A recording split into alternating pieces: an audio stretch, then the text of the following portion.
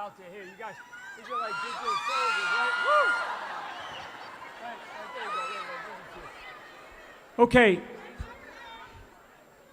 Clay gave me a little bit of time, so here's what I'd like everybody to do. Let's just listen and try to hear what it is that has been said today, okay? And really, really listen, because as I have said for a long time, it is really about the children. I'm standing here today not for me and not for you, unless there's children out here or grandchildren out here, and I know that there's a few young kids out here, and thank you for being here. You're probably skipping school, but thank you for being here, because this is the most important day of your life. That's what this country is about, and what we are about in this country is this. I mean, look at this picture right here of Kimberly. I mean, this is outrageous. This is outrageous. In order to what I like to say, what I like to refer to as to breathe the fresh air of liberty, this poor child is, I mean, whatever happened, just like this thing says, my body, my choice, right? My body, my choice. You know where that came from? That came from it was pushed out of the women's movement in this country. I'd like all the women to stand up. There's a bunch of them stand up here. All women, stand up in here. All the women. I mean, look at this. If you can see what I can see. Look at all the women in here. And I'm going to tell you something. To me, it's about a whole bunch of things. It's about our faith. It's about our families. It's about the friends that we have. It's about treating each other with dignity and respect. It's about making sure that we have a standard of living that we want. I mean, what Michael just stood up here and said, I mean, he's right.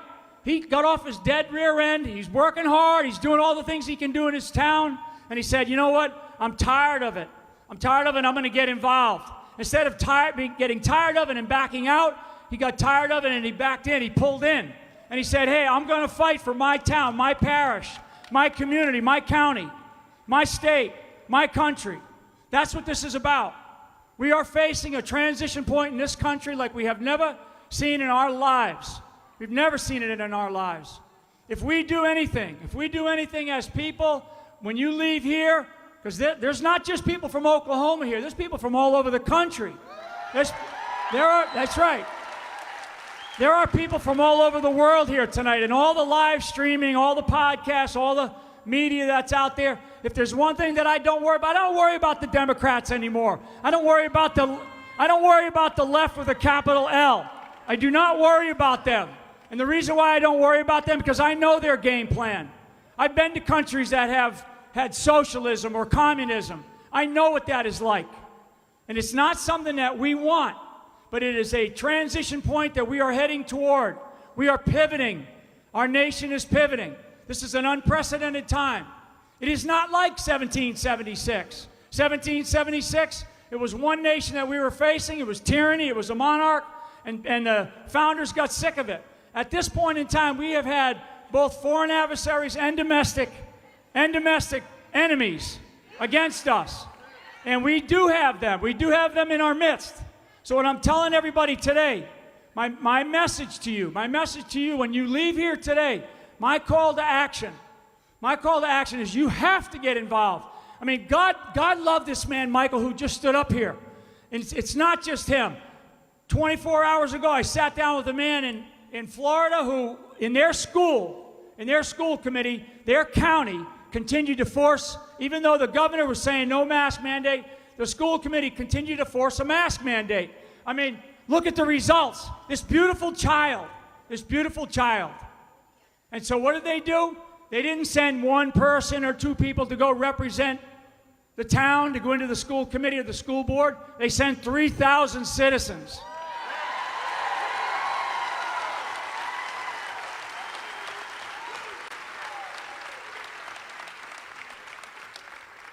We don't have 10 million or 80 million. We have hundreds of millions of Christians around this country and hundreds of Christians around the world. And I always tell people that freedom is something that we breathe. Freedom is something that we live. Freedom is something that we take for granted. In order to do the kinds of things that we do, in order to live the life that we live.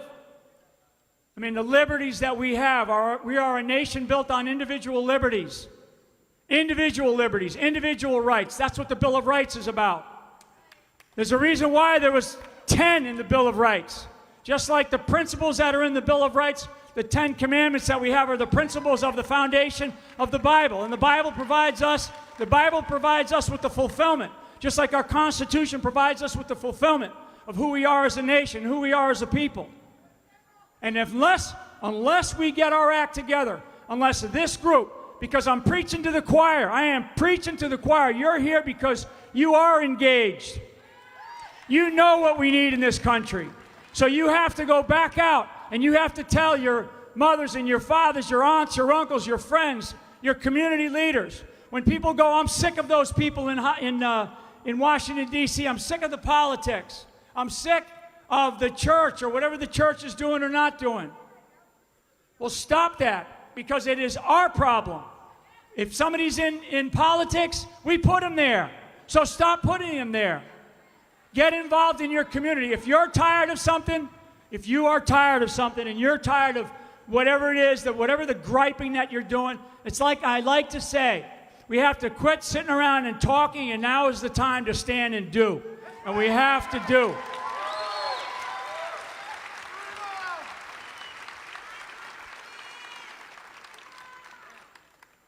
One other thing that I really, and I mean this, and I wish I could give a big hug to everybody in this room and to the people of this country. My family and I went through just incredible. I mean, and I'm not one of these preachy people, but I came to believe in what's called Psalm 23. You know, when you're in that shadow, right? Everybody knows that valley. And you're by yourself, and thank God that I have the wife that I have.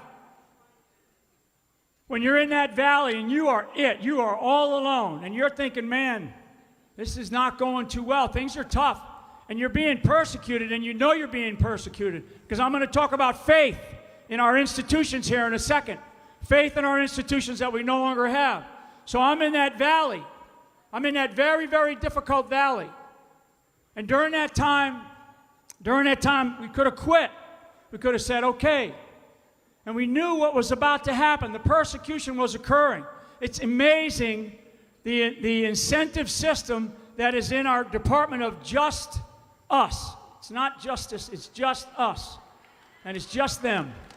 So what I'm here to tell you is that in our nation, the people of America, because so many people have come to me in the last 24 hours since I've been here and have said, we prayed for you. And I'm going to tell you, so I would tell you from the bottom of my heart, from every member of my family, we want to just say that first, that prayer is the most powerful weapon system known to man.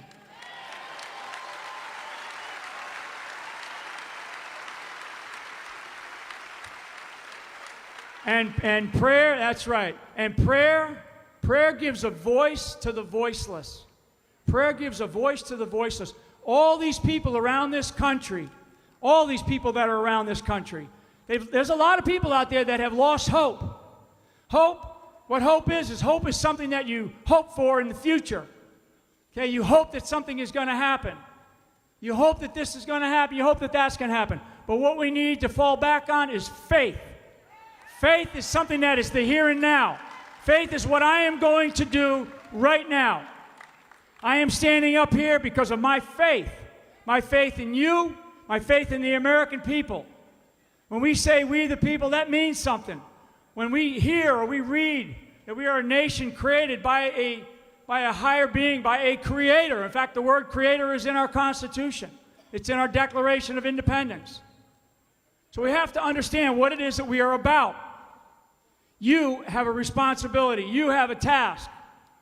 You have to go back to your communities and you have to get involved. This transition point is a divergence, meaning we are splitting apart. We are moving on one of two paths. And the path that I want to continue to move on is this beautiful experiment in democracy called the Constitutional Republic. That's what I want to do.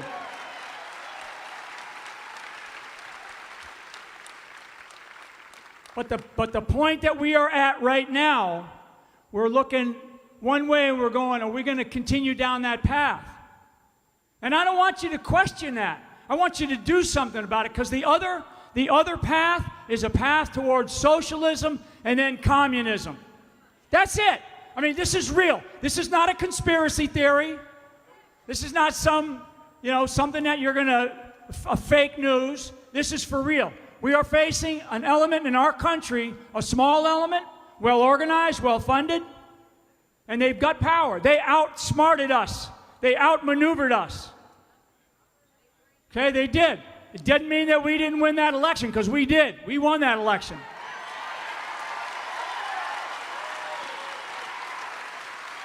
That's right. So the people, and just speaking of Oklahoma, 77 counties in this state, 77 counties. And all 77 counties, I think it's the first time in the history of the country that all 77 in one state voted for the President of the United States, in this case, Donald J. Trump.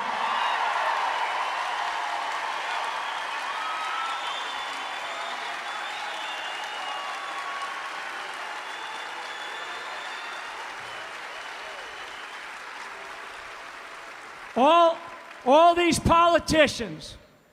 politicians that are marching across stages like I'm marching across this stage right now, and that are starting to tout whether or not they're going to run for president in 2024, don't give them the time of day and don't give them a dime.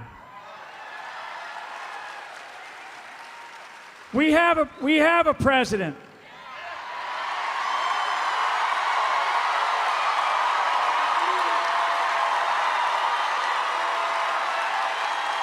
That's exactly right.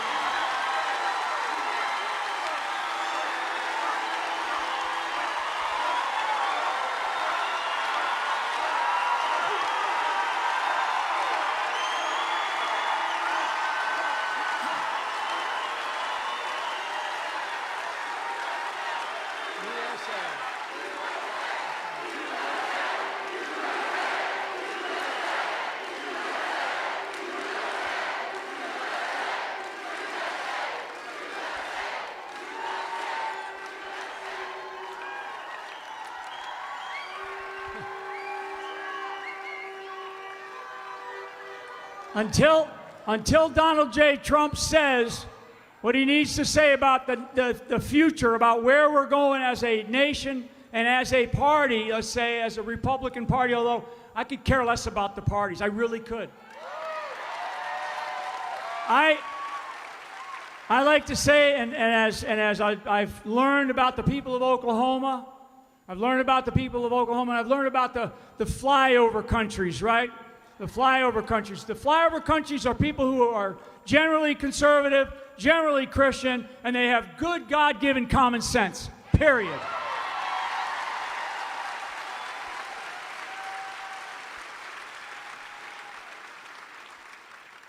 So everybody in here today and that will spend time here, thank you for being here. I know on behalf of Clay Clark and the people that organize something like this, is a big deal. This is a big deal. This is not about the church. This is about our faith. This is about our faith. This is about our faith in God. This is about our faith in each other. This is about our faith in our families. And this is about our faith in our country. That's why I am standing here today. I'm here today because I have faith. And the reason why I'm standing here is because I have faith in each one of you. When we say we the people, that's not just some crazy phrase. It's we the people. It's us. We're the ones that run this country, not Washington, D.C.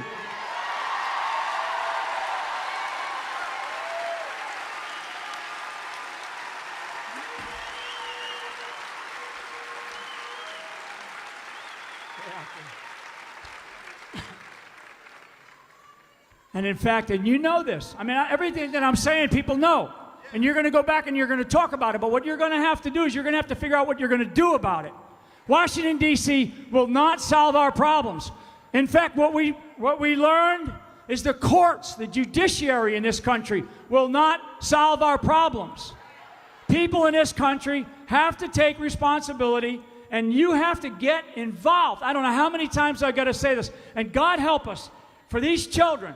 for this beautiful child, that there's one time that I will get beyond determined and get emotional, it's about the children and the way that our children are being treated.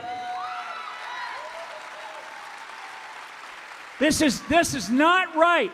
This is not right. So take control. If you're griping about all this stuff, what are you doing about it? What are you doing about it? And you have to do something about it. It's like one gentleman that I spoke to about a month ago. He's got 2 young children. He's done very, very well as a businessman. And he's in his community. He's been seen as a community leader. He's philanthropic. He gives money to different organizations. And he was sitting one day, and he told me, he goes, I was sitting one day on my couch about a year ago by himself in his house, and he said, he's watching what's going on. This is before the election. And he's watching what's going on. And he said, you know what? I can't do this anymore. I have to get involved in my community. And so he stepped into in this case, a Republican chair role in a very, very large county in this country. And they have about 250,000 people. And guess what the Republican Party doesn't do? The Republican Party doesn't even care about going down to that county and going into that county. You watch. The John Bennett, who just stood up here, who's going to be the Republican Party chair for the great state of Oklahoma, you're going to see that man engaged, just like you saw him up on the stage. Thank God he's going to be engaged. And as a veteran, and as a Marine, as a retired Marine, there are 23 million veterans in this country. 23 million veterans. And I will tell you that the majority of those veterans are Christian, they're conservative, they love this country, they know what sacrifice is about, they know what discipline is about, and they know how to serve. They know how to serve. So for all the veterans out here, encourage others around you. Teach people how to serve. Teach people what it means to serve others. This is that important of a time in the history of our country. This is an unprecedented time. This is a time we have never been in. We can make all these analogies about different eras about our nation, whether it's 1776 or the Civil War or World War I or World War II, or all of the difficulties, all of the challenges that our nation has been through. And I will tell you that they were all challenging, and they all caused us to reflect on who we are as a nation. Who we are as a nation are a group of people, a body of people who are willingly sacrificing our lives for others around the world. Not to like impose something, but to help them, to help their lives, and to make them better. That's what we are about. The beauty of a soldier in combat is to be able to be engaged with the enemy in a direct firefight on one hand in 1 second, and then in a brief moment reach down because a child's in harm's way, grab the child, pull this child into his chest and turn on fire that's coming at him and take a bullet for that child. That's the American spirit. That's what every one of us has.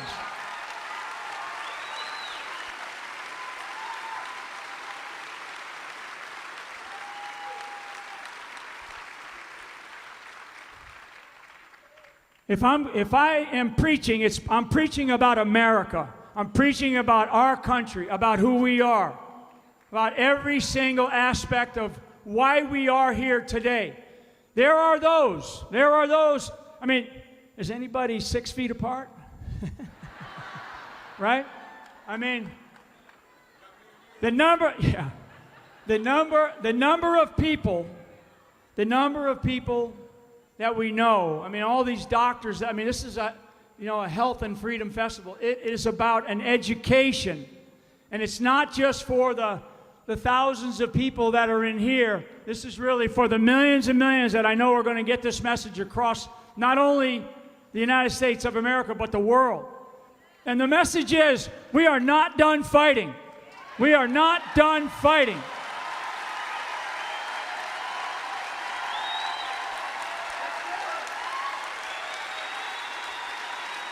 That's right.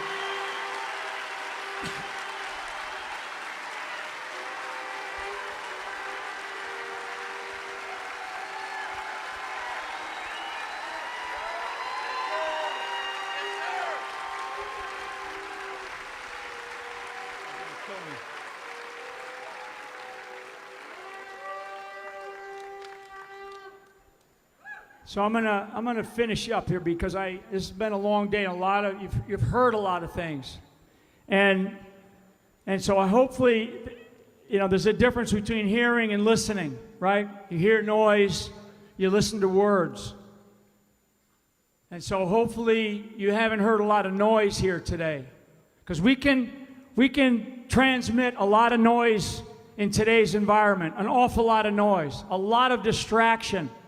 A god-awful lot of distraction. But what we need to do is we need to listen. And I learned one thing from a great gentleman who's here today, Lynn Wood. Lynn Wood taught me one day, he's a great American, great American. I mean, I love him. I love Lynn Wood.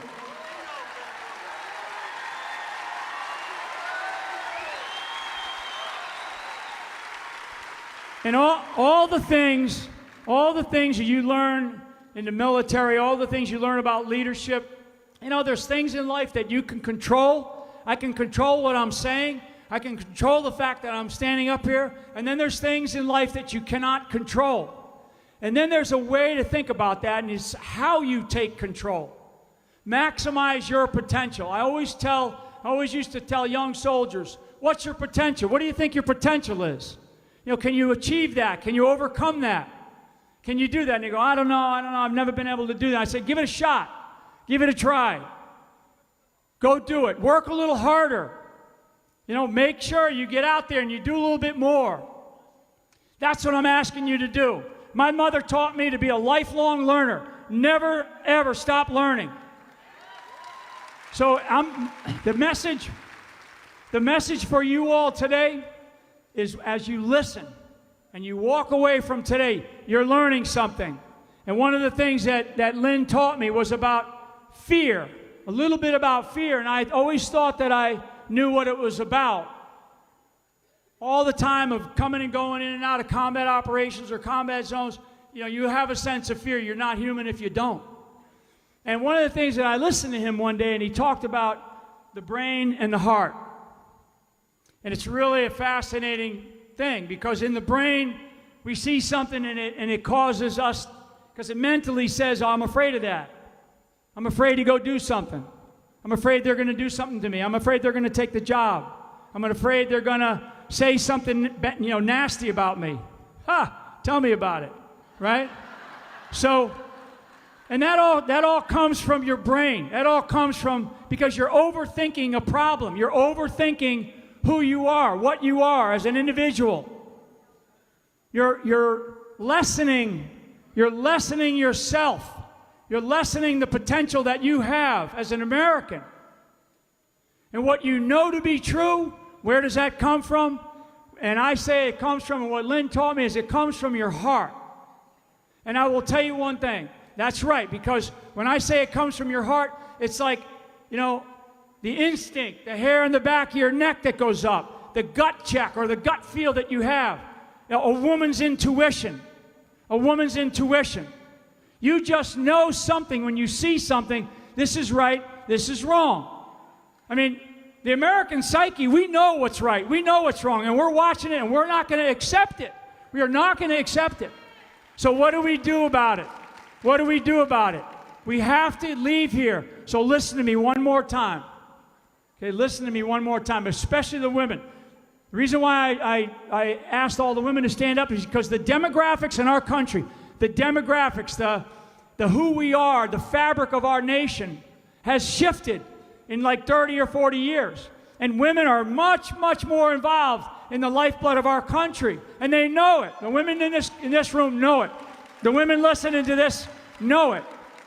And so the reason why I single out women is because women are breadwinners, they're caretakers, they're business owners, they're involved in every aspect of who we are. And they're a segment of our society that, frankly, the political class has taken for granted. They've taken it for granted. And when I see some of these great women up here, educators, businesswomen, pastors, all these different people, they're involved, but there's a lot of, when you think about it, I'll bet you we're probably 2/3, maybe 3/4 of the people in here today are women. And I'm going to tell you, I come from a very strong family. I have 4 sisters. My mother was a terrific person. And I know what strong women can do.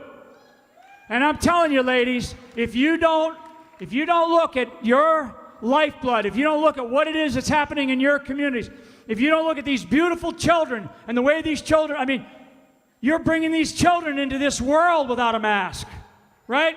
So why should we have them sit in a classroom when we know there's nothing wrong with what's going to happen to them? So don't allow it.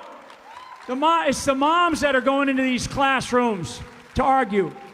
So I want you to think about that. Listen, get involved in your communities. You don't have a choice. You don't have a choice. I have grandchildren, and the main reason why I'm here is because of my grandchildren. If I don't do what I'm doing, and I don't care because they tried to bury me, so they can try it again, and they're going to have to do it much better job this time. You know in this country, you have to get involved. So I'm making this is my thing. This is how I'm doing it. This is what I've decided to do. And it's a big, big risk. It's a big risk for me. I will tell you. And because they constantly come after you. But like my mom used to say, sticks and stones can break my bones, but names will never hurt me. So the names won't hurt me. Now when they start to do the sticks and stones, I'll be ready for that. I'll be ready for that. So, for all the great people that are here, all of you up top, from the bottom of my heart, from my family and I, thank you so much for all you did for our family. I mean, the American people ran toward my family. They gave us prayers. They gave us everything. And when one woman who told me, when I said incorrectly, people with nothing gave me everything. And a woman got a hold of me and said, don't you ever say that I have nothing, because I have my faith in God. And so I have my faith in God, and I have my faith in you. So God bless America. Thank you so much. Thank you very much.